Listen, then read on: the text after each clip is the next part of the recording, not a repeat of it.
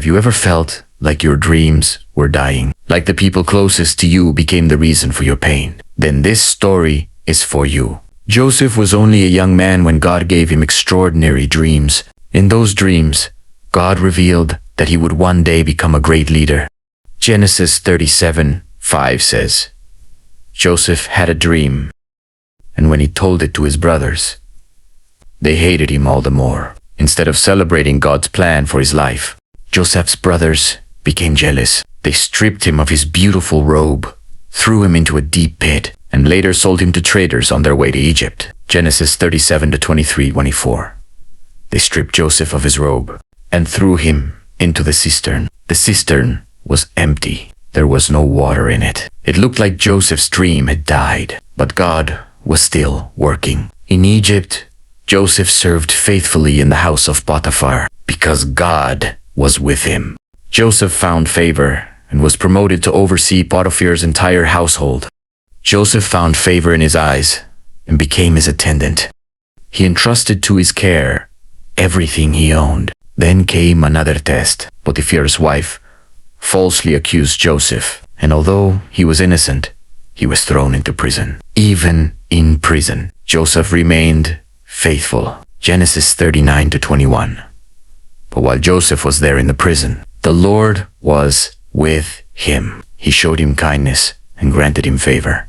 God gave Joseph wisdom to interpret dreams. He interpreted the dreams of Pharaoh's officials exactly as God revealed. Tell me your dreams. 2 years later, Pharaoh himself was troubled by mysterious dreams, and Joseph was brought from prison before him. Joseph humbly gave God all the glory. Genesis 41-16.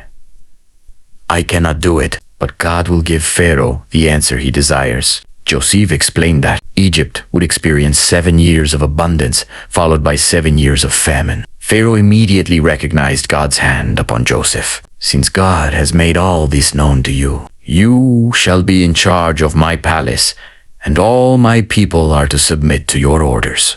Joseph was appointed as the second most powerful man in all of Egypt. Genesis 41-41.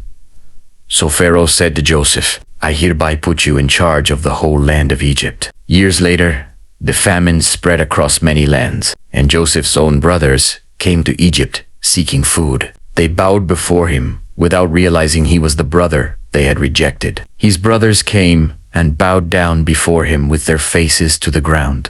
The dreams God gave Joseph as a young man had finally come to pass. Joseph had every reason to seek revenge. Instead, he chose forgiveness with tears in his eyes. He embraced his brothers and declared one of the greatest truths in the Bible. Genesis 50-20. You intended to harm me, but God intended it for good to accomplish what is now being done, the saving of many lives. What people meant for evil, God turned into good. Your pit is not your destination. Your prison is not your future. Your delay is not God's denial. If you remain faithful, God can turn your greatest pain into your greatest testimony. Romans 8:28. And we know that in all things, God works for the good of those who love him, who have been called according to his purpose. No matter what you are facing today, remember this. When God has spoken over your life, no betrayal, rejection, delay, or hardship can stop his purpose from being fulfilled.